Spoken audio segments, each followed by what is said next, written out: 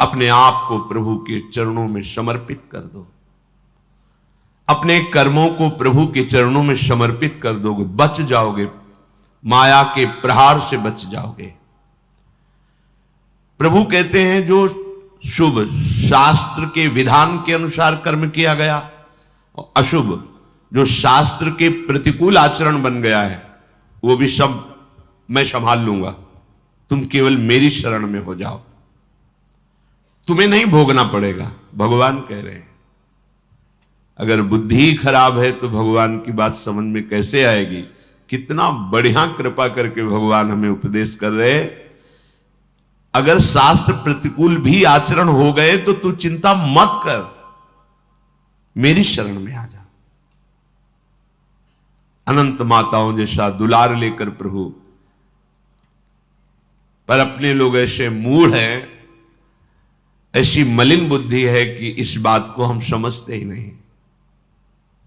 मैं कर लूंगा, मैं सुखी हो जाऊंगा, मैं अभी तक ये किया है आगे भी ऐसा करूंगा। व्यर्थ का अभिमान पतन का मार्ग पुष्ट करता है। श्री भगवान कह रहे संन्यास योग का तात्पर्य होता है भगवान के चरणों में समर्पण करना, अर्पण करना। जब सब कुछ तू मेरे को अर्पण करेगा तो तू मुक्त हो जाएगा, जीवन मुक्त, और जीवन मुक्त परमानंद का अनुभव करता है। ये फल है। तत्कुरुष मदर्पणम, जो भी तू कुछ कर रहा है, यत करोषि, मेरे को अर्पण कर दे। बचा रहे हैं भगवान, बच जाओ। कर्म दोष, कर्म बंधन, जन्म मृत्यु, इससे बिल्कुल बचने का उपाय भगवान बता रहे हैं। पर इतनी मलिनता है हमारी बुद्धि में कि अभी सुनेंगे फिर भूल जाएंगे। अर्पण करने की भावना ही नहीं बन पा रही। एक स्थिति आती है जिसमें अर्पण करने का भी भाव नहीं रह जाता, क्योंकि अर्पण करने वाला ही नहीं बचा तो क्या अर्पण करें। वो एक स्थिति है, इसे बुद्धिवाद से लेकर के ना चले, नहीं तो स्थिति नहीं प्राप्त होगी, केवल बातें रहेंगी। हमारी स्थिति है शरीर में, शरीर संबंधियों में, भोगों में। देख लो तो आपको अभी ये अनुभव करना चाहिए कि अभी अहंकार है, देहाभिमान है, कर्तृत्व भोक्तृत्व भाव है, तो समर्पण वृत्ति में आओ। हर कर्म प्रभु को समर्पण करो, हर क्षण प्रभु को समर्पण करो, प्रभु के आश्रित हो जाओ। श्री भगवान कह रहे हैं हमारा सबके प्रति समभाव है। समूहम सर्वभूतेषु न मे द्वेष्योस्ति न प्रियः, ये भजन्तु माम भक्त्या मयि ते तेषु चाप्यहम्। बहुत अमृतमयी बात श्री भगवान कह रहे हैं। समूहम सर्वभूतेषु, मैं बराबर सब में विराजमान हूं, चाहे जड़ हो, चैतन्य हो, पापी हो, पुण्यात्मा हो, कोई भी हो। विद्या विनय संपन्ने ब्राह्मणे गविहस्तनी स्वनीचय सुपाके चा पंडिता समदर्शिना। जो भगवान का भजन करते हैं तो भगवान का प्रभाव स्वभाव उतरता है, वही उनका स्वभाव हो जाता है। जैसे भगवान समदर्शी, ऐसे भगवान का भक्त समदर्शी हो जाता है। निरपेक्षम मुनिम शांतम निर्वैरम समदर्शिना। यहां भगवान समूहम सर्वभूतेषु, स्थावर जंगम, पवित्र अपवित्र, देवता मनुष्य, कोई भी, सब में भगवान समान रूप से विराजमान है। न मे द्वेष्योस्ति न प्रियः, मेरा कोई द्वेष का पात्र नहीं है और न मेरा कोई प्रिय है। ये भगवान का सिद्धांत है। आगे की जो बात कह रहे हैं वो बहुत मीठी बात कह रहे हैं। मेरा स्वभाव है समदर्शी, ना कोई मुझे प्रिय है ना कोई अप्रिय है, ना मेरा कोई द्वेष का पात्र है ना कोई प्रिय पात्र है। पर ये भजन तो माम भक्त्या, जो मुझे भाव से बसते हैं, मैं पक्षपात ले लेता हूं उनका। ये खास बात है। बस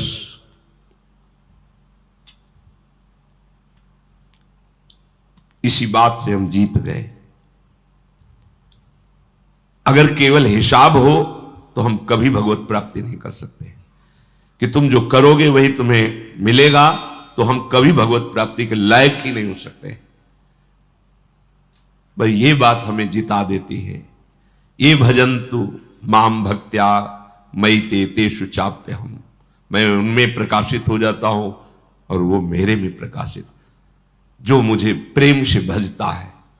अब प्रेम है कि नहीं ये तो पता नहीं, पर प्रभु के सिवा और कोई है नहीं। वही जीवन है, वही हमारे सब हैं। राधा राधा राधा, इससे जीत गए।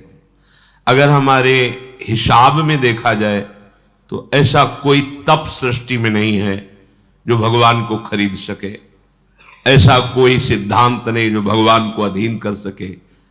जैसे मां मेरा बच्चा है ऐसा मान करके हर समय आंतरिक दृष्टि रखती है, जरा सा भय उपस्थित होने पर आगे खड़ी हो जाती है। ये तो एक अंश का वात्सल्य है, वो वात्सल्य समुद्र है। बस इसी बात से हम जीत गए। नहीं तो भगवान जब अपने स्वभाव में हो तो हम कभी भगवत प्राप्ति नहीं कर सकते। भगवान का स्वभाव क्या? समोहम सर्वभूतेषु न मे द्वेष्योस्ति न प्रियः, मेरा कोई प्रिय नहीं है और कोई अप्रिय नहीं है। फिर तो हमारी बात नहीं बन पाती। अगर हमारी बात बनी है तो उनके दुलार से बनी है। उनका दुलार कैसे अनुभव में आया, कैसे आता है? अपनापन करने से। मेरे प्रभु जैसे भी है हम आपके हैं नाथ, अब आपके सिवा हमारा कोई सहारा नहीं। और ये बात जब वाणी से हृदय में उतर जाती है तो फिर जो चमत्कार जीवन में होता है वो किसी और साधन से नहीं होता है। मृत्यु से बचने के लिए बड़े बड़े उपाय किए जाते हैं। जब हार हो जाती है उपायों की, तब ये बात ध्यान आती है कि है कोई ऐसा जो मुझे बचा सकता है। नहीं, जीव का ऐसा स्वभाव बन गया है कि वो पहले भगवान की शरण होता ही नहीं है। वो जब तक हार नहीं जाता तब तक भगवान की शरण नहीं होता है। ये पक्की बात है, ये स्वभाव है उसका। आखिरी दम तक वो तिनके का भी सहारा लेने की कोशिश करेगा। जब तिनके का भी सहारा नहीं रह जाता तब वो हारे को हरिनाम, तब वो सहारा लेता है। अगर पहले ही ले ले तो हारना ना पड़े, उसे विपत्तियों का सामना ना करना पड़े। एक बार देवताओं ने देखा कि युद्ध में जितने असुर मारे जाते हैं, दैत्य, उन सबको भगवान शुक्राचार्य जी के पास संजीवनी विद्या है। विद्या का प्रयोग किया, तत्काल जीवित हष्टपुष्ट। भगवान बृहस्पति जी के पास ये विद्या नहीं। जितने देवता मारे जाते वो अंग भंग वैसी स्थिति में रहते, मृत तो मृत। भगवान बृहस्पति जी के पास ये विद्या थी नहीं, भगवान शुक्राचार्य जी के पास। देवताओं ने बृहस्पति जी को अपना गुरु माना और दैत्यों ने शुक्राचार्य जी को गुरु माना। अपने गुरुदेव की कहीं भी लघुता मन में भी नहीं आनी चाहिए। इसलिए देवताओं ने कभी बृहस्पति जी से ये प्रार्थना भी नहीं की कि आप संजीवनी विद्या सीख लीजिए, हम लोगों को जिलाने, कभी प्रार्थना नहीं की। गुरु महिमा है। पर उनके बड़े पुत्र का नाम कच्छ था। उनसे बात की कि आप हमारे गुरु पुत्र हैं और हमारे ऊपर सबसे बड़ी संकट की बात है कि कोई साधन नहीं है जिससे हम अमर हो सके। और शुक्राचार्य जी के पास साधन है, संजीवनी विद्या। कोई भी असुर नहीं, जो भी मरा उसको तत्काल जीवित कर दिया। अगर आप जाएं भगवान शुक्राचार्य जी के पास और शिष्यत्व स्वीकार करें और उनको प्रसन्न कर लें तो आप अधिकारी हैं, आपको वो संजीवनी विद्या दे सकते हैं एक जीवन को जिलाने के लिए। अपनी जो परा विद्या है, ये जन्म मरण का चक्र ही रोक करके श्री जी के पास प्राप्ति कराने वाली ये परा विद्या है।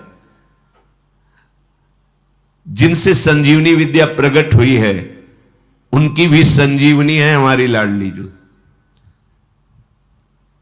जय श्री हरिवंश मदन सर जर्जर विथिकित श्याम सजीवन मूली।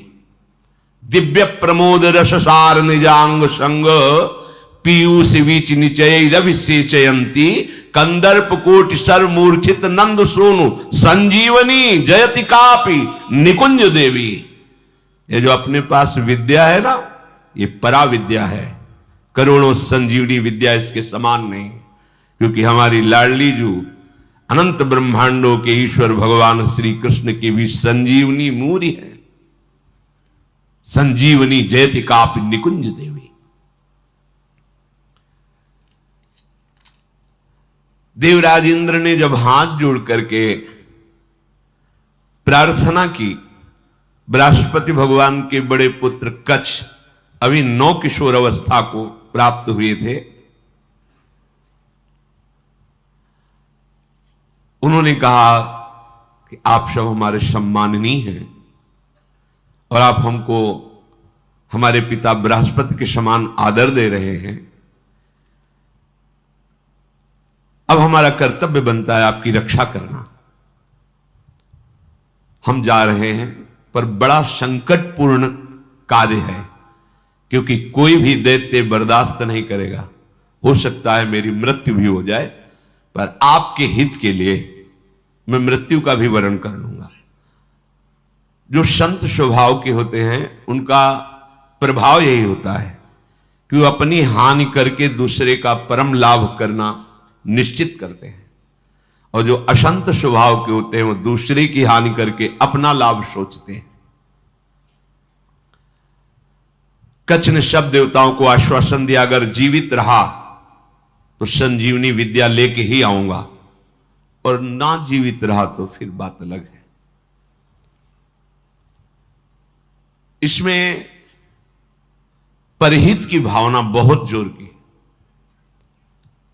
परहित की भावना जहां होती वहां भगवान रक्षा करते हैं। सुख वांछा जहां होती वहां आसुरी भाव होता है, राक्षसी भाव होता है, फिर वहां दुर्गति होती है। श्री महान महिमा में भगवान के पिता होने का सौभाग्य जिन्हें प्राप्त हुआ दशरथ जी महाराज, उनको वो परम लाभ जो गीधराज जटायु को मिला नहीं मिला। पंख कटे हुए रावण के अस्त्र से तड़प रहे, प्राण कंठ में है, बस चितवत राम चरण की रेखा। आगे पड़ा जटायु देखा, चितवत राम चरण की रेखा। भगवान ने गोद में लेकर पिता की तरह उनका तर्पण आदि किया। वो जानता था कि मैं रावण से जीत नहीं सकता, पर जानकी का विलाप सुन करके पूरे बल से आक्रमण किया दशानन के ऊपर, और इस गति को प्राप्त तो भगवान के सामने ही गीध देह का त्याग करके हरि रूप होकर भगवान के नित्य साकेत धाम को गया। परहित सबसे बड़ा धर्म है, परहित सरिष धर्म नहीं भाई। और यहां सुख वांछा से ही हमारी सारी चेष्टाएं होती हैं। इसीलिए आनंद की तो बात जाने दो, शोक भय संताप छोड़ ही नहीं रहा है। कच्छ जी दैत्यों की सभा में विराजमान भगवान शुक्राचार्य जी के पास गए, उन्हें प्रणाम किया और कहा मैं आपसे एकांत में प्रार्थना करना चाहता हूं। भगवान शुक्राचार्य जी ने एक तेजस्वी बालक एकांत समय दिया, प्रणाम करके कहा मैं अंगिरा ऋषि का पौत्र, भगवान बृहस्पति का पुत्र, मेरा नाम कच्छ है और मैं आपका शिष्य होना चाहता हूं। ब्रह्मन मैं आपको गुरु रूप में वरण करता हूं। मैं 1000 वर्ष तक ब्रह्मचर्य रह करके आपकी सेवा करना चाहता हूं, और आप इसके लिए मुझे मना मत करना, इसकी अनुमति दे देना।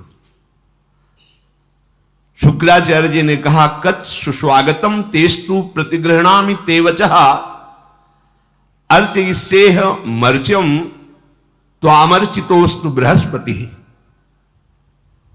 मुझे बहुत प्रसन्नता हुई। कच्छ, तुम्हारे संकल्प का हम स्वागत करते हैं। शिष्य कौन है, किनका है, किस पक्ष का, यह नहीं देखा जाता। यदि वो शिष्यत्व स्वीकार कर रहा है और उसमें वो लक्षण हैं, तो बिना किसी संकोच के, बिना कोई विचार के उसको स्वीकार कर लिया जाता है। ये धर्म की मर्यादा है। उसमें फिर नहीं देखा जाता आप कौन, कहां के, कैसे, नहीं। आप में आर्त भाव है, शरणागत होना चाहते हैं, वो स्वीकृत है। मैं तुम्हें स्वीकार करता हूं। तुम्हारा ये जो संकल्प है आदर का पात्र है। तुम्हारा सम्मान करना भगवान बृहस्पति का सम्मान करना है। तब कच्छ ने कहा कि आपने बड़ी हम पर कृपा कर दी। महाकांतिमान कच्छ बड़े ही सुंदर थे। उनके सामने जल लेकर संकल्प किया, 1000 वर्ष तक मैं अखंड ब्रह्मचर्य रहूंगा। शुक्राचार्य जी ने कहा, मेरे ही भवन में तुम्हें अब रहना होगा और तुम प्रकाशित मत होइए कि मैं बृहस्पति पुत्र हूं, क्योंकि दैत्यों में देवताओं के प्रति द्वेष भाव है, वो अमंगल कर देंगे। और मेरी ये पुत्री देवयानी तुम्हारी ही अवस्था की है, नवकिशोर अवस्था ही, यौवन के पदार्पण की भूमिका को कहते हैं। तारुण्य प्रथमो प्रवेश समय, इसे किशोर अवस्था कहते हैं। तरुण अवस्था की प्रवेश की, अभी जवान नहीं कह सकते, वो प्रवेश स्थिति, ये बड़ी देव स्थिति होती है। तुम हमारी पुत्री का प्रिय करो, उसकी आज्ञा में रहो, अपना ही घर है, ऐसे निर्भय होकर रहो, पर बाहर सावधानी से ही निकलना, क्योंकि दैत्य जन ये जान न पावे कि तुम हमारे पास रहे हो। अभी कोई संजीवनी विद्या की बात भी नहीं की। देवयानी से कहा, अब ये यही रहेंगे। 1000 वर्ष तक का इन्होंने नियम पूर्वक ब्रह्मचर्य का संकल्प लिया है।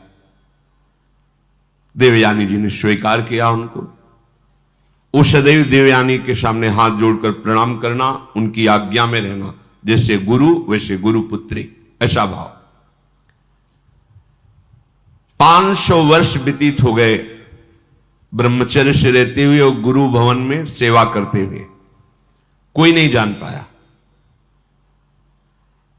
एक दिन किसी गुप्तचर ने दैत्यराज को बताया कि भगवान शुक्राचार्य के घर में कोई नवकिशोर बालक बहुत ही देदीप्यमान कांतिवान काफी समय से रह रहा है। अब 500 वर्ष से कुछ हुआ नहीं था, इसलिए छूट भी हो गई थी। तो जो भविष्यान्नी के लिए गायें थी, उनको चराने के लिए जंगल में चले जाते। गुप्तचरों ने दैत्यों को बताया कि इस समय वो नवयुवक वन में गाय चराने गया हुआ है और एकांत प्रदेश है, और हमने पता लगाया वो युवक कोई और नहीं, बृहस्पति जी का पुत्र कच्छ है। गुप्तचर भी बड़ी विद्या से युक्त होते हैं पूरा,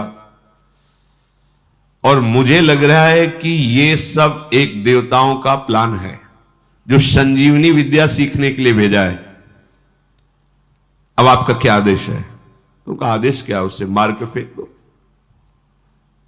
पर ऐसी सावधानी से मार करके उसे अलग अलग करो जिससे शुक्राचार्य जी जिला न पावे। एकांत प्रदेश में वो गौएं चरा रहे थे। दैत्यों ने जाकर अस्त्र शस्त्र से उन्हें छोटे छोटे टुकड़े काट डाले कच्छ के, और कुत्तों को खवा दिया। देखो, एक संजीवनी विद्या के लिए कष्ट सहना, और ये तो अंतिम है, अब संसार चक्र में ही नहीं आना।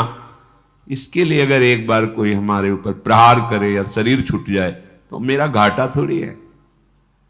शरीर तो वैसे ही छूटना है। अगर मुझे शरीर छोड़ने पर श्री जी मिल जाती है तो सस्ता बड़ा सौदा है, बहुत सस्ता सौदा है। प्राण दिए यह प्रेम न पाइए, और मुझे मिल रहा है। तो दौड़ के पहले नंबर में खड़े होना चाहिए। ये तो एक संजीवनी विद्या है, प्राप्त तो है। दैत्यों के पास इतने सामर्थ्यशाली महात्मा भी हैं, क्या उनका स्वभाव बदला? क्या वो आनंद से तृप्त हुए क्या? लेकिन राधा राधा कह के देखो, ये राधा नाम परा विद्या है, अमृत है, तुम्हें तृप्त कर देगा। समस्त कामनाएं भस्म करके, कर्म बंधन से मुक्त करके, प्रेम में डुबोकर श्री जी के पास पहुंचा देगा। जहां न आना है न जाना है, जहां पाना तो खूब है, न गैस बनेगी, न मल बनेगा, न मूत्र बनेगा। दिव्य, न बुढ़ापा है, न कोई पीड़ा है, न कोई रोग है, चिदानंद शरीर। कोई भय नहीं कि कभी हटा दिए जाएंगे, दूसरा आएगा तो हमारी जगह ले लेगा, ऐसा नहीं। बस वहीं विश्राम मिलेगा। चलना है, मन में ठान लो, चलना है। पर यह बात कि जिस मार्ग में हम चल रहे हैं उसमें फूल ही फूल नहीं मिलेंगे, शूल भी मिलेंगे। शूल को देख के डरना नहीं, वो शूल फूल बन जाएंगे। पर आप सोचो कि अब हम तो भजन में चले तो सब जयमाला पहनावे हमें और हमें प्रणाम करें, नमस्कार करें, तो भूल जाना जब आप अच्छी चढ़ाई पर चढ़ रहे होंगे तो पैर पकड़ के घसीटने वाले हजारों दौड़ पड़ेंगे, पर आपको रुकना नहीं है।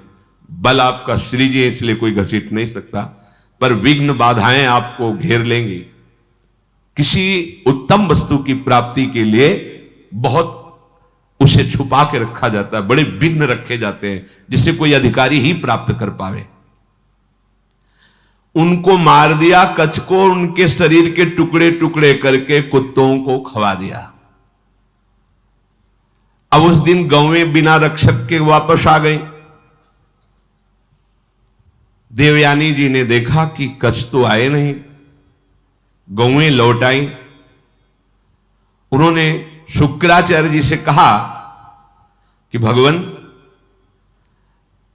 आपने अग्निहोत्र कर लिया, सूर्यदेव अस्ताचल को चले गए, गौएं वापस आ गई, पर कच्छ वापस नहीं आया। मेरा हृदय भयभीत हो रहा है, कच्छ के साथ कुछ अमंगल हुआ। मैं सत्य कहती हूं, मेरा हृदय कभी झूठ इशारे नहीं करता। मेरे हृदय में आ रहा है कि शायद अब कच्छ जीवित नहीं है। भगवान शुक्राचार्य जी ने ध्यान देकर देखा, बोले तो ये तो गजब हो गया, कच्छ को काट करके कुत्तों को खवा दिया दैत्यों ने। ठीक है, संजीवनी विद्या का प्रयोग किया, हर कुत्ते के पेट से फट फट करके मांस एकत्रित हुआ, कच्छ जिंदा हो गए। ये संजीवनी विद्या, विद्या का बड़ा प्रभाव होता है। इलवल और वातापी नाम के दैत्य थे ना, इसी विद्या को जानते थे, और उनको संतों से द्वेष था। जो आसुरी स्वभाव के होते, संत उनका भी मंगल करते, पर उनका द्वेष होता है, उनको सताने में अच्छा लगता है। जो सीधे धर्मात्मा संत, भगवत मार्ग के पथिक, उनको संकट में डालना, उनको तड़पाना, उनको मारना, इससे उनको अच्छा लगता है। जो दैत्य राक्षसी स्वभाव के जन होते हैं, भला संत किसी से क्यों ऐसा द्वेष करेंगे कि किसी को कष्ट हो। पर देखो ना, पूज्य पादुड़िया बाबा को काट डाला गड़ासे से, भरी स्वभाव जैसे फव्वारे जैसे निकलते ना, ऐसे खून के फव्वारे निकले। ये दैत्य स्वभाव बड़ा ही कड़ुआ स्वभाव है। इलवल क्या करता कि साधारण वेश में जाता और जंगल में जितने भी ऋषि मुनि आश्रमों में सबको निमंत्रण देता, हमारे आज अहो भाग्य, आप हमारी कुटिया में पधारिए, और एक साधारण धर्मात्मा का वेश रखता। अब संत वायु पीने वाले, जल पीने वाले, पत्ता खाने वाले, कंदमूल फल खाने वाले, चलो भगवान की इच्छा से कोई निमंत्रण करने आया है, पा लेते हैं। वो अपने भाई वातापी को मार करके वो ऐसे मिलाता कि कोई जान न पाता भोजन में, जरा जरा सब। सैकड़ों ऋषियों की पंगति लगाई, सब प्रसाद पा के खड़े हुए, ताऊ विद्या का प्रयोग करता, संजीवनी विद्या। वातापी फड़ाक फड़ाक सबके पेट भट जाते और वो एकत्रित हो गए। हाँ भैया, बोले हो गए, 100 मरे, 500 मरे, उनको सुख मिलता है। अब ऋषियों की संख्या कम होने लगी तो भगवान अगस्त्य जी से कहा, जो समुद्र को पी गए थे, कि ऋषियों पर बड़ा संकट है, वो अलग अलग भेष बदल कर आता है, निमंत्रण करता है और अपने भाई को मार करके ऐसे मिला देता है कोई जान ही नहीं पाता, और जब ऋषि पा लेते हैं तो विद्या का प्रयोग करता है और सबको मार देता है, वो जीवित हो जाता है वातापी। बोले सब निमंत्रण स्वीकार करो। अगस्त जी बिना निमंत्रण के पहुंच गए, आगे बैठे, बोले भैया थोड़ा हम सबसे ज्यादा पाते हैं, तो पहली पंगत में मैं आगे बैठा हूं, पहले मैं पालूं फिर दूसरे को परोसा जाए। ऋषि तैयार हो ना? सब ऋषियों ने कहा हाँ। अगस्त जी ने कहा पहले मुझे उसने वही प्रक्रिया की, अपने भाई वातापी को मार करे, पूरा चाट चाट के सब पा गए अगस्त जी। पाने के बाद आचमन किया, खड़े हुए तो उसने मंत्र संजीवनी विद्या पढ़ी और कहा वातापी, जे पुकारा सो अधोवायु ढर से निकाली। बोले गया तुम्हारा वातापी। अगस्त जी थे जो समुद्र को पी गए, समुद्र, अगाध समुद्र को पी गए। अधोवायु लिख बोले गया तुम्हारा वातापी।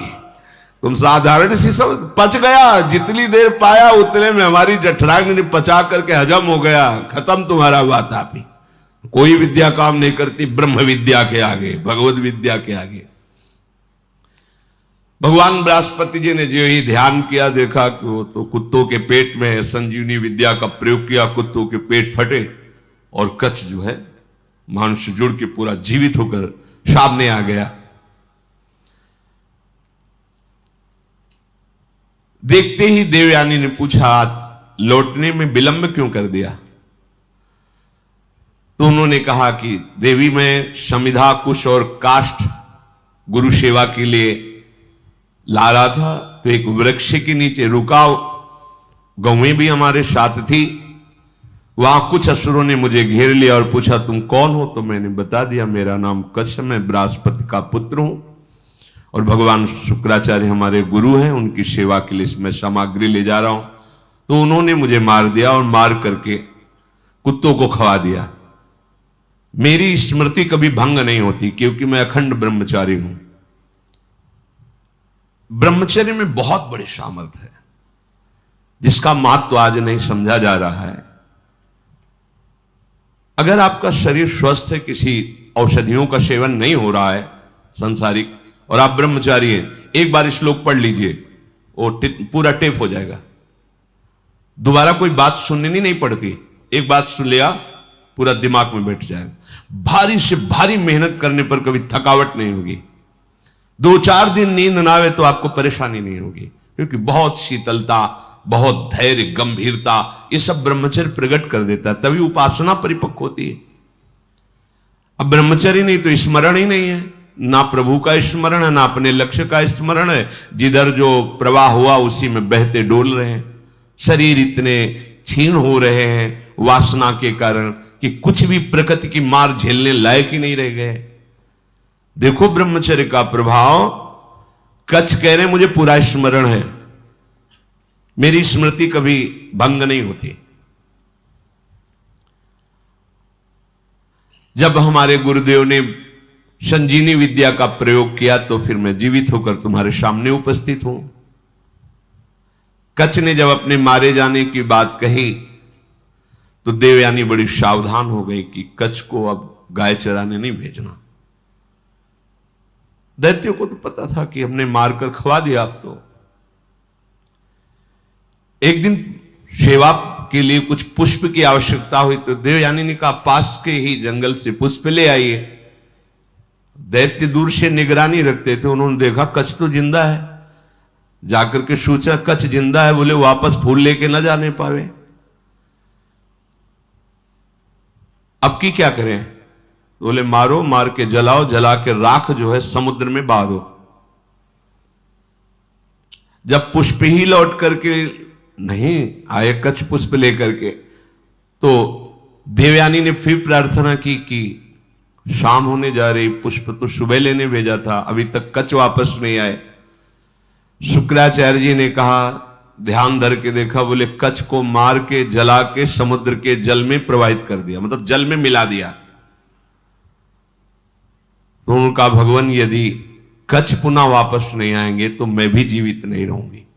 क्योंकि इतने वर्षों से हमारी आज्ञा में सेवा में रह रहे, तो हमारा एक अपनापन हो गया है। तो उनका देखो, चाहे जितनी बार जिलावे वो प्रयोग यही करेंगे, बार बार उन्हें मारेंगे। कभी ऐसा वो बुद्धिमानी से प्रयोग करेंगे कि संजीवनी विद्या का प्रयोग करने वाला ही नहीं रहेगा, इसलिए तुम भूल जाओ कच्छ को। तो उनका ऐसा नहीं हो सकता। जो आपकी शरण में, आपको उसकी रक्षा करनी ही पड़ेगी।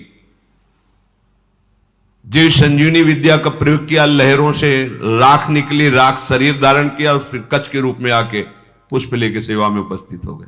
बड़ी विद्या में सामर्थ्य होती है। गुप्तचरों ने बताया कि कच्छ है अभी गुरु भवन में, मार के जला के। अब वहां हुआ कि सुनो, अब की बार ऐसा करो कि कोई उपाय ही न रह जाए संजीवनी विद्या के प्रयोग का। तो किसी कार्य हेतु जे भी गुरु भवन से बाहर निकले, कच्छ उनका अपहरण कर लिया। कच्छ को मार करके जलाया, जला करके छान करके उस राख को सुरा में मिला करके अंगूर आदि के रस में और शुक्राचार्य जी के ही पास पहुंचा दिया। जो सेवा में था, जो ही दिया, भगवान शुक्राचार्य पी गए। शुक्राचार्य जी पी गए। देवयानी ने कहा पूरा दिन हो गया, कच्छ के दर्शन नहीं हो रहे। अब बताया बार बार, वो अगर हम संजीवनी विद्या का प्रयोग भी करेंगे तो मार ही डालेंगे, इसलिए तुम छोड़ो, क्यों चिंता करते हो। उन्होंने कहा भगवान आप ये निश्चित समझ लीजिए कि शरणागत हैं वो हमारे, और मैं उनकी रक्षा किए बिना जीवित नहीं रह सकती। आपसे सच कहती हूं, यदि मैंने कच्छ का दर्शन नहीं किया तो अपना जीवन नष्ट कर दूंगी। प्यार तो होता ही परिवार के जनों से। शुक्राचार्य जी ने कहा बेटी, बृहस्पति का पुत्र कच्छ इस बार ऐसी घटना में स्थित है, या तुम्हारे पिता रहेंगे या कच्छ रहेगा। देवयानी तुम शोक छोड़ो, रो मत। तुम्हारी जैसी विवेकशालिनी और शास्त्र स्वाध्याय करने वाली युवती के लिए ऐसा रोना या ऐसी बात कहना मैं जीवन त्याग दूंगी, ये उचित नहीं है। असंभव है अब जिलाना कच्छ को।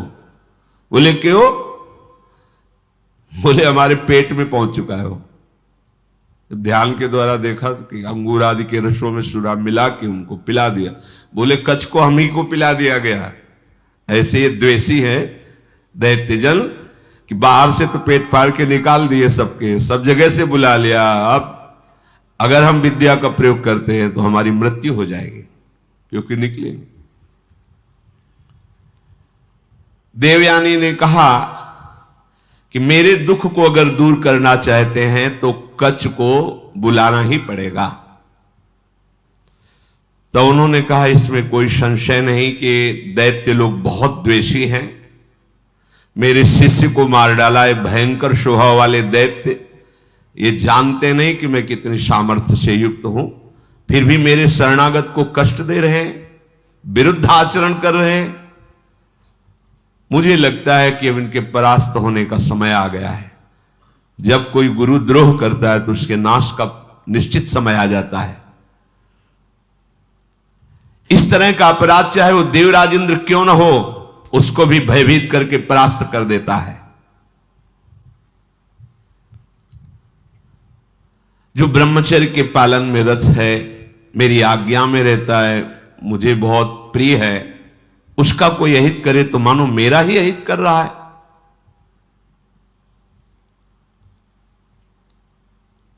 गुरु ने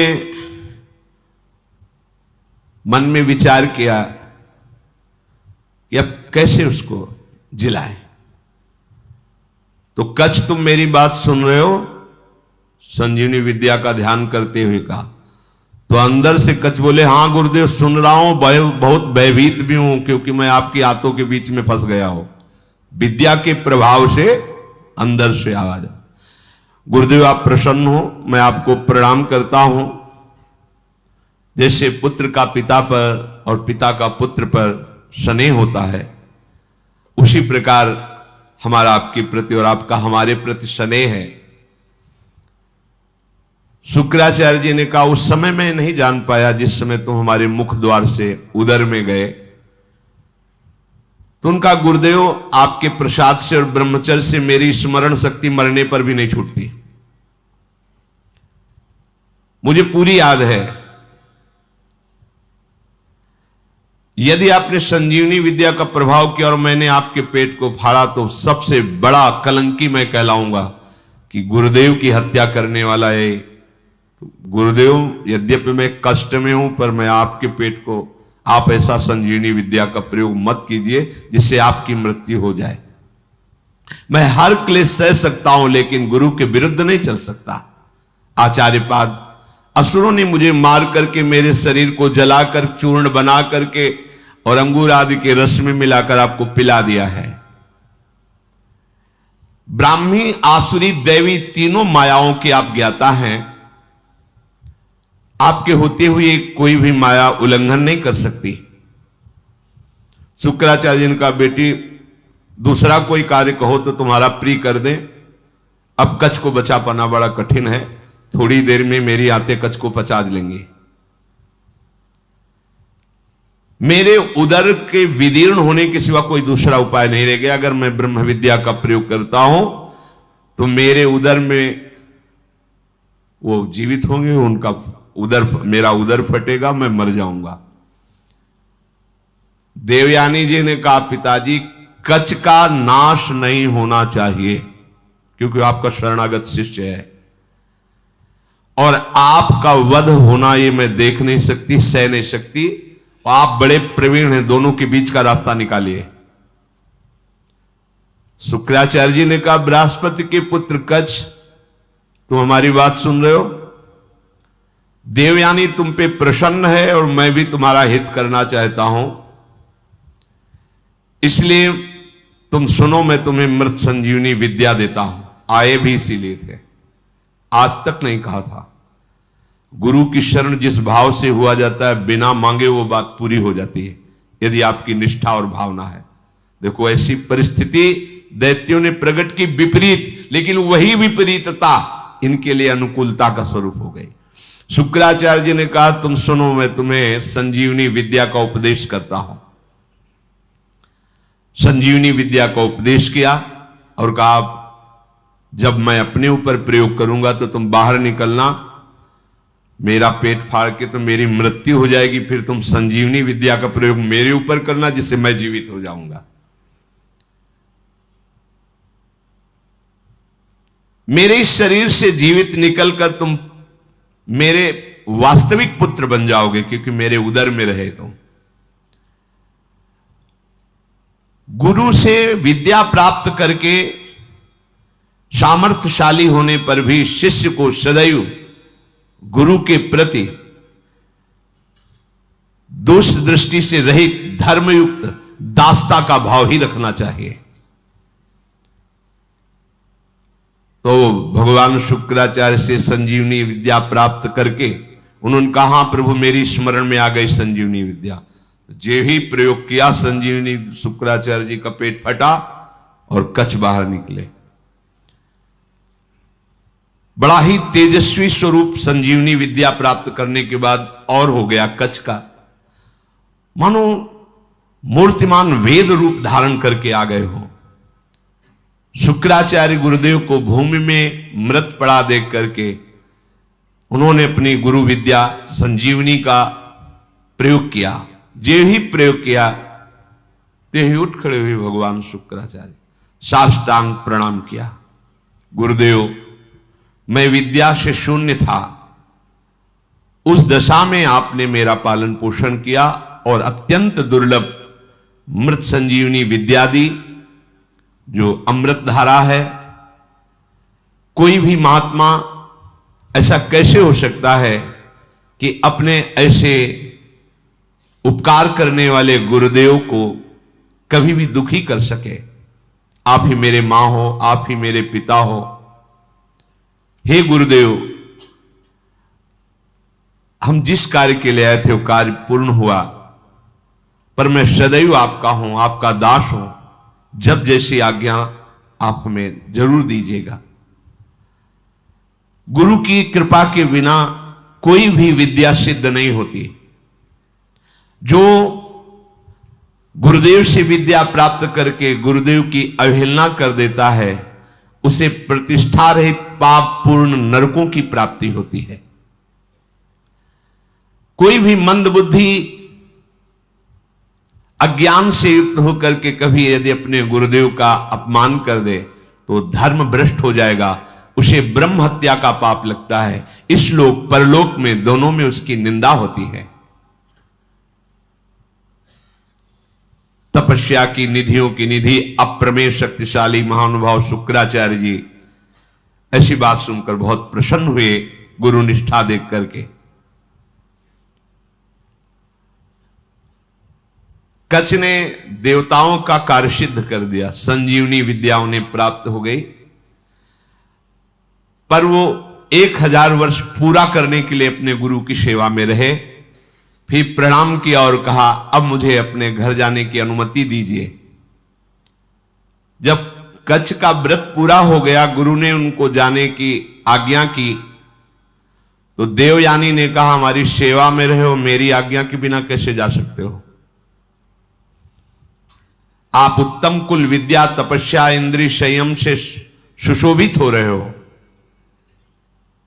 महायशस्वी महर्षि अंगिरा जिस प्रकार मेरे पिताजी के लिए माननीय है, उसी प्रकार आपके पिता बृहस्पति मेरे लिए आदरणीय और पूजनीय है। तपोधन, अब मैं जो बात कर रही हूं उस पर ध्यान दीजिए। आपका ब्रह्मचर्य व्रत 1000 वर्ष का था, समाप्त हुआ, और मैंने आपको अंदर से वर्ण किया है कि तुम हमारे पाणी ग्रहण भाव को स्वीकार करके पति बनो। मंत्रोच्चारण पूर्वक विधि पूर्वक मेरे पिता के सामने मेरा पाणी ग्रहण करो। मैंने अंदर से ये भाव किया है। कच्छ ने कहा, अब दोबारा ऐसा शब्द उच्चारण मत कर देना। देवयानी, तुम्हारे पिता भगवान शुक्राचार्य मेरे भी पिता हैं, क्योंकि मैं उनके उदर में रह चुका हूं। क्या कभी भाई अपनी बहन के प्रति ऐसा भाव कर सकता है?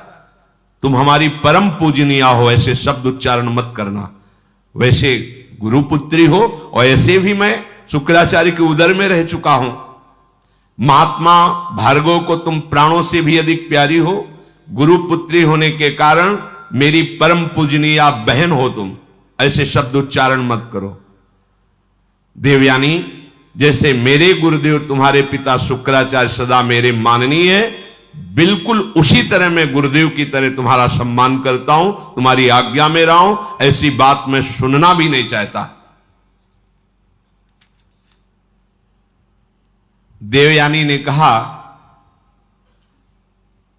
मैं आपका सम्मान करती हूं, आपकी भावना का, लेकिन जब से आप आए हैं और आज तक मैंने आपकी प्राणों की रक्षा की। मेरे ही कारण आप जीवित हो, मेरे ही कारण तुम्हें संजीवनी विद्या मिली। मैं हठ ना करती तो तुम हमारे पिता के हाथों में ही पच जाते। इसलिए तुम्हारा जीवन मेरा दिया हुआ जीवन है।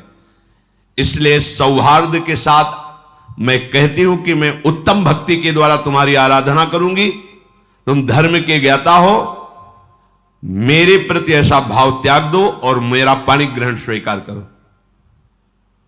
कच्छ ने कहा, उत्तम व्रत का आचरण करने वाली देवयानी, मैं तुम्हारी इस आज्ञा का कदापि पालन नहीं कर सकता।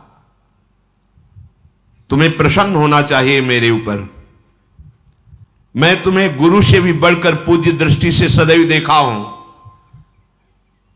मेरे हृदय में कभी तुम्हारे प्रति ऐसा भाव नहीं आया। मैं तुम्हारी ये बात नहीं सुन सकता। तुम मेरी बहन थी, बहन हो और बहन ही रहोगी, ये मेरा दृढ़ निश्चय है। अब मैं तुम्हारा आशीर्वाद चाहता हूं, मुझे आशीर्वाद दो और मैं अपने देवलोक को जाता हूं। तुम्हारा मंगल हो, ऐसा कहकर के प्रणाम किया कच्छ ने। यद्यपि धर्म से युक्त कच्छ की वाणी थी, देवयानी को गुस्सा आ गया। उनका, हमारी बात को ठुकरा रहे हो तो मैं श्राप देती हूं। जिस कार्य के लिए तुमने कठोर तपस्या की, यहां आए, संजीवनी विद्या सीखी, तुम्हारी संजीवनी विद्या निष्फल हो जाए। यह है मिलते मिलते भी बात बिगड़ जाती, लेकिन हरि शरणम में बात नहीं बिगड़ती। ध्यान रखना, निमिषहु ना अकृपा जब चितये तब ऐसे। ये सब इतिहास इसीलिए तुम्हें सुना रहे हैं कि हमारे भगवान की शरणागति कितनी मीठी मृदु है। घोर अपराध बन जाने पर भी भगवान कभी त्यागते नहीं। इतना कई बार मरना पड़ा जिस संजीवनी विद्या के लिए, उसी का शाप मिल गया, निष्फल हो जाए। अब तो होश उड़ गए। जिसके लिए इतना श्रम हो निष्फल। देवयानी, ये तुमने धर्मयुक्त कार्य नहीं किया। तुम गुरुपुत्री हो, गुरुपुत्री समझकर तुम्हें क्षमा करता रहा जब तुम बार बार पाणी ग्रहण की बात करती रही। मैंने आज तक कभी तुम्हें दोष दृष्टि से नहीं देखा, और तुम कामना से युक्त होने के कारण हमें शाप दे दिया। इसलिए मैं तुम्हें आज शाप देता हूं। आज के बाद कोई भी ब्रह्म ऋषि कुमार तुम्हारा पाणी ग्रहण ही नहीं करेगा। ये सामर्थ्य होती है, जो नियम से चलते हैं, भजन करते हैं, उनमें सामर्थ्य होती है। उनके वचन कभी मिथ्या नहीं होते। 5 वर्ष के बालक हैं श्रृंगी ऋषि, चक्रवर्ती सम्राट महामहिम परम भागवत परीक्षित जी। जे ही श्रृंगी ऋषि स्नान कर रहे थे, बालकों ने आके कहा तुम्हारे पिता के गले में मरा हुआ सांप महाराज परीक्षित ने डाल दिया है। कहा उपहास, मेरे समाधिस्थ पिता का उपहास, ये इतना उच्छृंखलता कैसे आ गई? ये तो महाभागवत थे, ऐसा कैसे? इसका मतलब ये समझते हैं कि इनके ऊपर कोई शासन करने वाला नहीं। जल उठाया और कहा इनको पता नहीं कि ऋषि बालकों में अपनी तपस्या का इतना बड़ा बल है कि हम देवराज इंद्र को भी शाप दे सकते हैं। ये क्या है? मैं शाप देता हूं, आज के 7वें दिन विशाल काय तक्षक सर्प डसेगा और इस राजा की मृत्यु हो जाएगी। अमोघ, कोई नहीं काट पाया। 5 वर्ष के बालक श्रृंगी ऋषि। तुमने काम के वशीभूत होकर के मेरी विद्या को निष्फल होने का शाप दे दिया, तो तुम्हारा पाणी ग्रहण संस्कार की जो भावना है, कोई भी ब्रह्म ऋषि कुमार तुम्हारा वरण नहीं करेगा। ये मेरा शाप है। गई विद्या गई। देखा कितना श्रम और हाथ क्या लगा। अब देवताओं को भारी समस्या का फिर कोई उपाय नहीं। अब जब कोई उपाय नहीं होता, तब एक उपाय जागृत होता है, हरि शरणम। सब देवताओं ने भगवान को पुकारा, क्योंकि दैत्य बल से भी आसुरी स्वभाव में, और गुरु का इतना बड़ा प्रताप, संजीवनी विद्या संपन्न गुरु, कोई उपाय नहीं कि बचने का। प्रार्थना ब्रह्मा जी से की। ब्रह्मा जी, भगवान शंकर, सब देवता सुमेरु पर्वत जो 4 लाख योजन का है, वहां एकत्रित हुए और भगवान की सबने प्रार्थना की, स्तुति की। जो स्तुति की, श्री भगवान सामने प्रकट हो गए। आर्त भाव की हुई स्तुति तत्काल अनुभव कराती कि भगवान हमारी बात सुन रहे हैं। वो भाव आना कठिन होता है। अगर वो भाव आ जाए तो पुकारते ही भगवान आपको दिखाई देंगे। उसे आर्त भाव कहते हैं।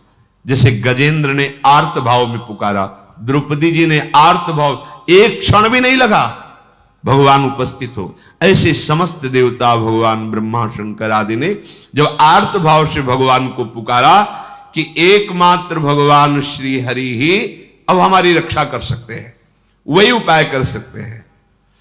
जे भी भगवान श्री हरि सुमेरु पर्वत पर प्रकट हुए, समस्त देवता, ब्रह्मा जी, भगवान शंकर ने देखा कि जैसे करोड़ों सूर्य एक साथ उदय हो गए हो, ऐसी आभा प्रकट हुई।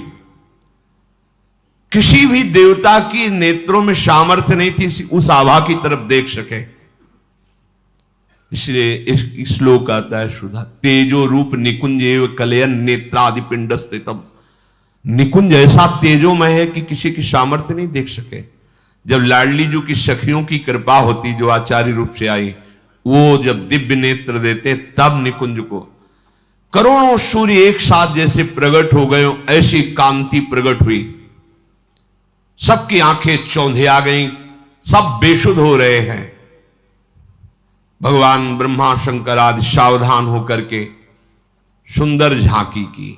उस तेज के बीच में मरकतमणि पन्ने के समान स्वच्छ श्यामल शरीर, जैसे कमल के भीतरी भाग के समान सुकुमार नेत्र, लाल लाल डोरियां, चमकता हुआ करोड़ों बिजलियों की कांति वाला पीतांबर, सर्वांग सुंदर श्याम शरीर, रोम रोम से सुंदरता फूट पड़ रही है।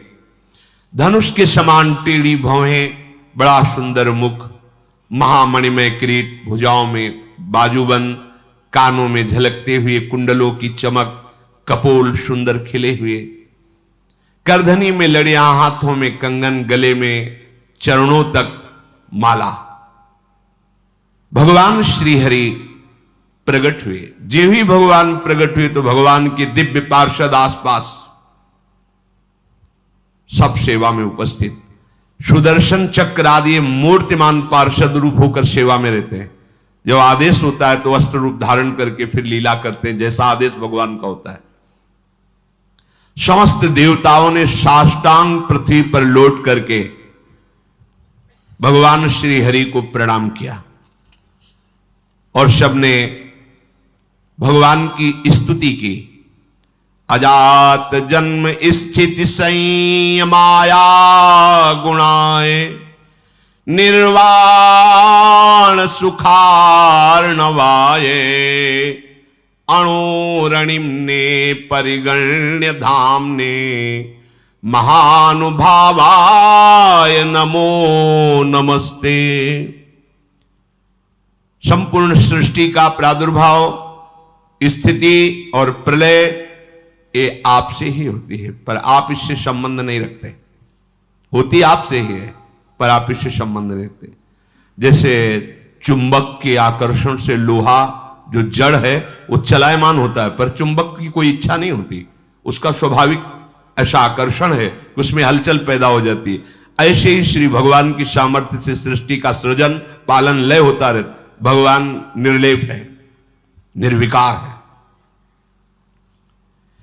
प्राकृत गुणों से रहित एवं मोक्ष स्वरूप परमानंद के महान समुद्र, सूक्ष्म से भी सूक्ष्म और महान से भी महान, हे परमेश्वरशाली प्रभु श्री हरि, हम आपको बार बार नमस्कार करते हैं। समस्त देवताओं ने भगवान की स्तुति की और कहा, प्रभु आप ही हमारे रक्षक हैं। जब कोई विशेष संकट पड़ता है तब आप हमारी रक्षा करते हैं। ब्रह्मादि देवताओं ने स्तुति करके मौन होकर हाथ जोड़कर खड़े हो गए। यह स्वभाव है क्या, जब हार जाता है तब याद आती भगवान की। ये सबका स्वभाव, पहले ही भगवान की याद कर लो। पर वो जब किसी ऐसी विपत्ति में फंसता है कि कोई सहयोगी नहीं होता, तब भगवान की याद आती है। सब हाथ जोड़कर खड़े हो गए। समस्त लोकों के एकमात्र स्वामी भगवान श्री हरि ने कहा, ब्रह्मा, शंकर और समस्त देवताओं, सावधान होकर सुनो, ये मेरी सलाह है, इससे तुम सबका मंगल होगा। इस समय तुम्हें यह समझना चाहिए कि गुरु की कृपा है दैत्यों के ऊपर। तुम युद्ध में परास्त नहीं कर सकते। गुरु मेहरबान तो चेला पहलवान। भगवान कह रहे हैं तुम परास्त नहीं कर सकते। असुरों पर काल का एक छत्र कृपा प्रसाद है, क्योंकि वो गुरु सेवा में है, शुक्राचार्य जी को अनुकूल किए हुए हैं। उनकी इस समय कोई भी अभ्युदय या अवनति नहीं कर सकता। हमारा विचार है कि इस समय तुम्हें अस्त्र शस्त्र रहित होकर उनकी सभा में जाना चाहिए, नमस्कार करना चाहिए, उनसे मित्रता करनी चाहिए और फिर एक बड़ा कार्य का अनुष्ठान करो। जब तुम्हारा कार्य सिद्ध हो जाए फिर तुम भले उनसे लड़ाई करना। तुम्हारा कार्य होगा समुद्र मंथन, जिससे अमृत निकलेगा, उस अमृत को तुम पी लोगे तो संजीवनी विद्या की जरूरत ही नहीं, कोई देवता मरेगा ही नहीं। पर अमृत अकेले नहीं निकलेगा, मंथन में प्रयत्न करेंगे वो भी, पर वो अहंकार और द्वेष से युक्त होने के कारण उस अमृत के अधिकारी नहीं है। वो अमृत तुम्ही को मिलेगा। वो अमृत का प्रभाव है, जरा सा भी मुख में चला जाए तो कभी वो मरेगा नहीं। लेकिन ये अमृत पीकर देवता भी परम शांत या परमानंद में निमग्न नहीं है, वो भी अंदर से भयभीत रहते हैं, उनके अंदर भी कामनाएं हैं। इसलिए ये अमृत काम का नहीं है अपने। कौन सा अमृत? अपने लिए काम का। राधा नाम सुधा रसम, सुधा माने होता है अमृत, अमृत रस राधा राधा राधा, जहां पूर्ण निर्भयता, किसी से द्वेष ही नहीं। हरिवंश नाम लीन जे अजात शत्रु ते सदा। व्यवस्था मैं करूंगा, मंदराचल की मथानी होगी, वासुकी नाग की नेति होगी, समुद्र का मंथन करने की पूरी व्यवस्था मैं करूंगा। आलस्य प्रमाद छोड़कर विश्वास करो और जाओ, हाथ जोड़ो, प्रणाम करो दैत्यों को और उनको मिलाओ, अपने मित्र बनाओ, और फिर ये बताओ कि दोनों मिलकर समुद्र मंथन करें और उसमें से अमृत निकलेगा और हम सब पान कर लेंगे। वो राजी हो जाएं। बिल्कुल क्रोध मत करना, और जो कुछ भी निकले मेरे इशारे के बिना तुम स्वीकार करने की चेष्टा मत करना। देवताओं को आदेश देकर भगवान श्रीहरि उन्हीं के बीच में अंतर्धान हो गए। उनके चले जाने पर ब्रह्मा शंकर ने उस दिशा को नमस्कार किया जिधर भगवान अंतर्धान हुए। देवराज इंद्र, वायु देवता, अग्नि देवता, बड़े बड़े लोकपाल ईश्वर कोटि के जो देवता हैं, ये कोई अस्त्र नहीं, कोई शस्त्र नहीं, सर झुकाए हुए दैत्यों की सभा में प्रवेश, बड़े बड़े सेनापति, दैत्यों के उद्भट, देवताओं को परास्त करने की सामर्थ्य रखने वाले, अपने अपने अस्त्र संभाल लिए। और उनमें हुआ कि जब अस्त्र नहीं लिए और सर झुका के, अरे इसका मतलब ये युद्ध के लिए नहीं, इसका मतलब ये संधि भावना से आ रहे हैं। उन्होंने अपने अपने अस्त्र नीचे उतारे, देवता लोग गए और हाथ जोड़कर ऐसे किया। ऐसे ही काम बनता है। अगर अमृत पद प्राप्त करना है ना, तो जो गाली दे तो भी हाथ जोड़ना पड़ेगा, ये भगवान की सलाह है। अगर अमृत पद प्राप्त करना है तो देखो, यहां किसी का कोई यश व्यस नहीं रहता। पढ़ के देख लो, एक से एक सब माया सब धूल डालती चली है। किसका यश है? किसका यश है? एक समय आता है कि एक आदमी का यश फैल जाता है, दूसरा समय आता है कोई जानता नहीं कौन था, क्या कैसा, धूल में मिल गया। ये यश, ये कीर्ति, ये प्रणाम, ये नमस्कार, रुपया पैसा, बिल्डिंग, माया, ये सब छलावा है। केवल जीने के लिए इन वस्तुओं को अपना आराध्य मानकर समय नष्ट करना बड़ी मूढ़ता होगी। अखंड भगवान का स्मरण चल रहा है, अब वो जैसे रखें उनका कार्य है। अपना लक्ष्य केवल प्रभु होना चाहिए। प्रभु की सिवा और कुछ सब व्यर्थ है, सब व्यर्थ है। मरे तो क्या रह गया, क्या रह जाएगा? आप देखो कितने बड़े बड़े यशस्वी जन हुए हैं, बलवान, धर्मात्मा। कौन जानता है, भगवान का नाम नहीं ले रहे तो तुम्हारा नाम क्या लेंगे? और यहां इतनी बुद्धि हमारी देहाभिमान से युक्त है कि अगर परोपकार के लिए छोटा सा पौशाला भी खोलेंगे तो पूरे परिवार का मैं जिला पता तक, नंबर तक उसमें डाल देंगे। ऐसा देहाभिमान पूर्ण। अगर एक पंखा लगाएंगे तो हर पंखुड़ी में वो नाम लिखा होगा, जिला लिखा होगा, बाप माता का सबका नाम, मतलब एक पंखे से ही पूरे पितर तर जाएंगे। ऐसा देहाभिमान पुष्ट है कि हमारा नाम हो, हमारी कीर्ति हो। अरे भगवान का नाम तुम नहीं जप रहे तो तुम्हारा नाम कौन जपेगा, तुम्हारी कौन कीर्ति गाएगा? इसलिए यदि अमृत पद प्राप्त करना है तो झुकना सीखो, सर झुकाना सीखो सबके चरणों में, क्योंकि सब में मायाधीश भगवान गुप्त रूप से विराज। वो देख लेंगे कि अहंकार रहित हो, तुम्हें अमृत पद दे देंगे। भगवान ने सलाह दी, यदि तुम्हें अमृत पान करना है तो तुम्हें सर झुकाना पड़ेगा। इसीलिए भगवान के भक्तों को देखो, कितना भी सताया जाए कभी विरोध नहीं करते। जोई जोई प्यारो करे सोई मुहि भावे। समस्त संपत्तियों से सेवित असुर सेनापतियों से सुरक्षित उस सभा में देवताओं ने कहा कि हमारे मन में एक विचार आया है, क्या आप लोग सहयोग करेंगे? हम दोनों मिलकर के यदि समुद्र मंथन करें और उससे अमृत निकलेगा, पक्का निकलेगा, हमें विश्वास है, क्योंकि भगवान ने बताया था। अगर आपको जचे तो आप स्वीकृति दे दो, तो उपाय किया जाए अमृत मंथन का। तो वहां शंबर, अरिष्ट नेमी, त्रिपुर निवासी बड़े बड़े बलवान दैत्य बैठे थे। उन्होंने कहा अमृत मिल जाएगा तब तो सब बढ़िया बात बन गई। अब इसमें समझौता की क्या बात है, हम सब एक ही है, चलो समुद्र मंथन प्रारंभ करते हैं। सबने मंथन के लिए स्वीकृति दे दी, समुद्र मंथन के लिए। भगवान ने बताया था कि मंदराचल की मथानी होगी, 11,000 योजन ऊपर, 11,000 नीचे। एक योजन का मतलब 4 कोस, 11,000 का मतलब 11 का मतलब 44,000 कोस, 44,000 कोस ऊंचे। और नीचे मूल जड़ भी 11,000 उखाड़ के लाना है समुद्र के समीप, और इसकी मथानी बनानी है। मंथन किसका हो रहा है? समुद्र का। अब बड़े बड़े बलवान देवता दैत्य मंदराचल को ललकारते हुए, गरजते हुए उखाड़ तो लिया, पर फिर संभाल नहीं पाए तो सैकड़ों देवता और दैत्य चटनी बन गए, इतना बड़ा पहाड़। अब देवताओं ने भगवान का स्मरण किया कि प्रभु शुरुआत से अमंगल शुरू हो गया, और डर गए सब कि अब ये तो घटना इतनी घट गई, इसी में हजारों देवता दैत्य पिस गए तो कैसे काम चलेगा। भगवान जिनकी पंखों से सामवेद उच्चारण होता है, उन गरुण जी के ऊपर विराजमान मंद मंद मुस्कुराते हुए आए, जो देवता दानव चकनाचूर हो चुके थे। किसी के कंधे टूट गए थे, किसी का हाथ टूट गया, किसी के कमर टूट गई, कोई मर गया।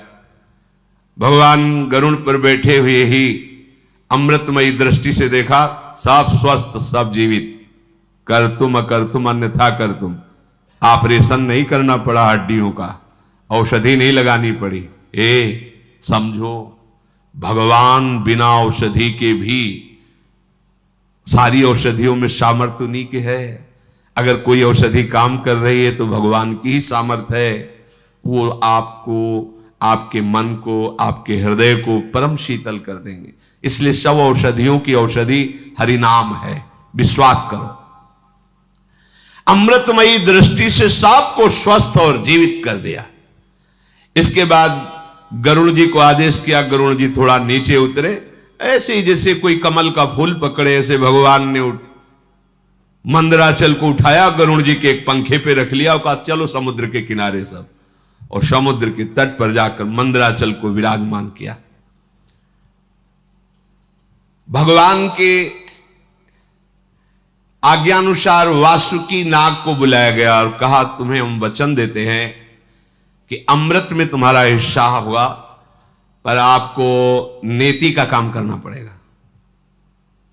वासुकी नागों के राजा है, हजारों फड़धारी, विशाल काय। वो भी आनंदित हुए और समुद्र मंथन में मंदराचल की नेति, वो रस्सी बनने का काम किया। अब उत्साह सहित मंदराचल को समुद्र में पधराया गया। ऊपर से वासुकी नाग की नेति बनी। समुद्र मंथन आरंभ किया गया। भगवान ने देवताओं को इशारा किया हमारे साथ आओ। वासुकी नाग के मुख को की तरफ असुर लोग हट गए, बोले हमको तुम इतना नीच समझते हो कि सांप की पूंछ पकड़ेंगे, नहीं होगा समुद्र मंथन। भगवान यही चाहते थे। भगवान ने कहा नहीं, आप अगर आपको ऐसा लगता है चलो सब पूंछ पे चलो, क्योंकि जब मंथन होगा तो भारी विषाग्नि निकलेगी वासुकी नाग के मुख से। असुर स्वभाव के जो होते हैं ना, उनको यही, अगर उनका मंगल भी चाहो ना तो उनको अमंगल ही अच्छा लगता है। उन्होंने कहा कोई हम ऐसे वैसे नहीं है कि हम सांप की पूंछ पकड़े, तुम आगे रहो हम पीछे, नहीं समुद्र में। भगवान ने कहा आइए आइए आइए पकड़िए, और देवता उसका काम बन गया, चलो पूंछ की तरफ चलो। अब देवताओं ने पूंछ की तरफ और असुर मुख की तरफ, लक्ष्य है अमृत प्राप्ति, समुद्र मंथन प्रारंभ किया। लेकिन जेव ही घुमाया तो मंदराचल धसने लगा। फिर भगवान से कदम कदम पर भगवान की जरूरत है भगवत प्राप्ति के लिए। चाहे जितने बड़े तपस्वी, साधना, ज्ञानी, बैरागी कोई भी हो, बिना भगवान के, चाहे उन्हें गुरुदेव भगवान बोलो चाहे भगवान बोलो, बात उनके बिना कृपा प्रसाद के, ये तो अमृत है सृष्टि का, वो तो ज्ञानामृत है, प्रेमामृत है, उसकी प्राप्ति कैसे हो सकती है? सब कुछ ठीक, मंथन प्रारंभ, मंदराचल धसने लगा। अगाध समुद्र। भगवान का चिंतन किया, भगवान की प्रार्थना की कि प्रभु कृपा करके अब तो सहयोग करो, नहीं तो सब किया कराया। सबके मुंह में उदासी छा गई। भगवान ने तुरंत एक विशालकाय कच्छप का रूप धारण किया।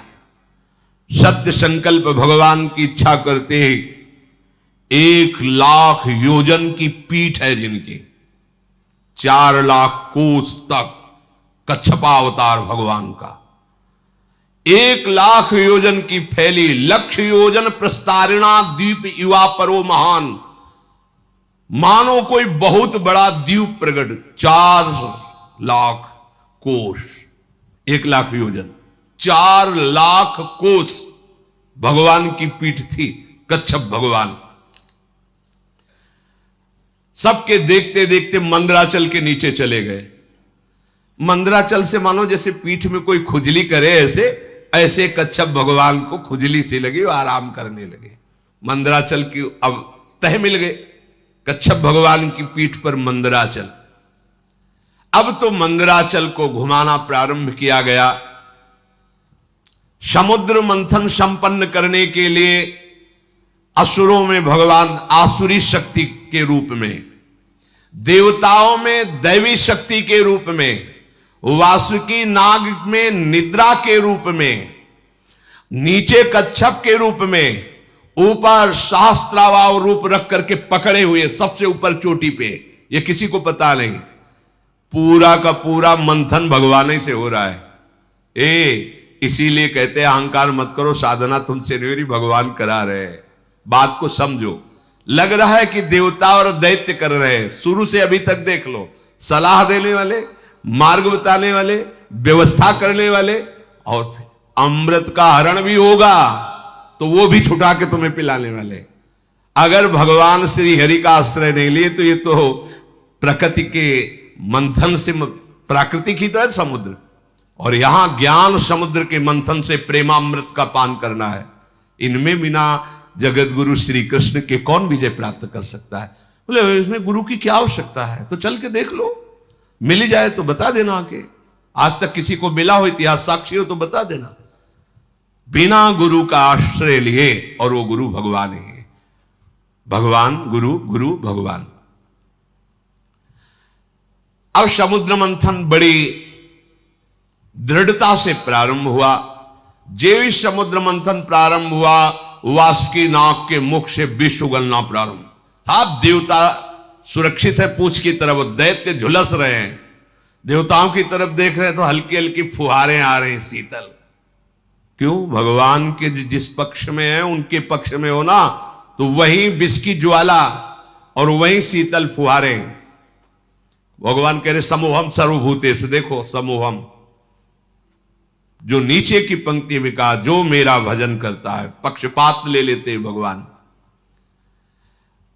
क्षुब्ध हो गया समुद्र, भारी मंथन प्रारंभ हुआ। ऐसी विष के धुएं निकलने लगे, व्याकुलता बढ़ गई। भगवान ने तत्काल शीतल जल वर्षा का आदेश किया कि अगर ऐसा तो फिर कैसे समुद्र में, पग पग पर विघ्न है, भगवान न हो तो साधना सिद्ध ही नहीं हो सकती। भगवान की प्रेरणा से दिव्य बादल आकर के वर्षा करने लगे, शीतल सुगंधित वायु चलने लगी, सबकी जान में जान आया।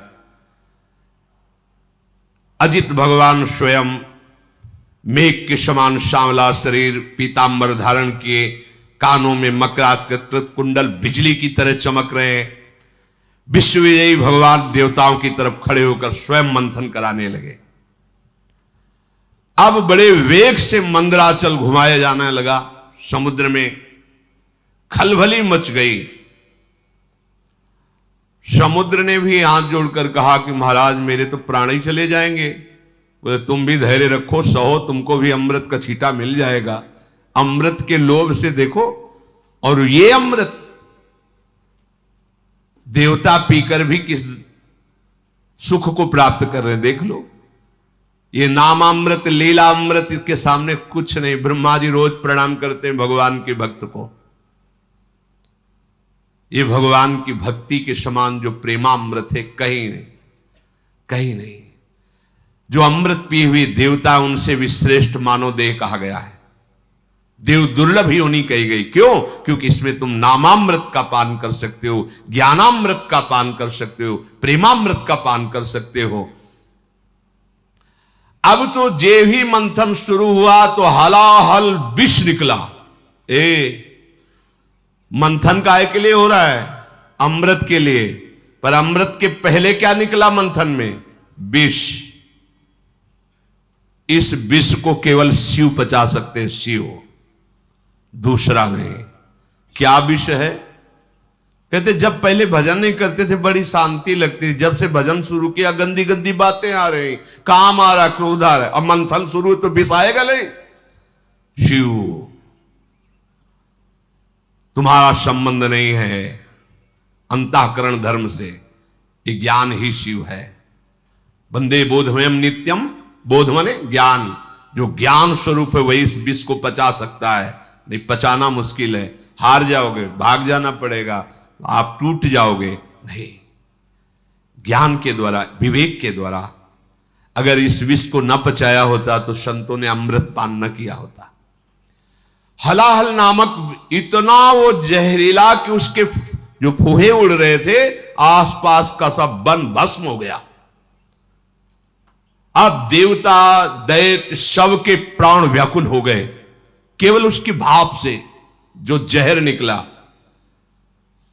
भगवान ने कहा कि चलो सब कैलाशपति का स्मरण करो। देवाधिदेव महादेव भगवान शंकर ही बचा सकते हैं। भगवान सदाशिव को पुकारा, अंबा के साथ भगवान प्रकट हुए। ऋषि मुनि देवता दैत्य सब प्रणाम करके प्रार्थना कर रहे।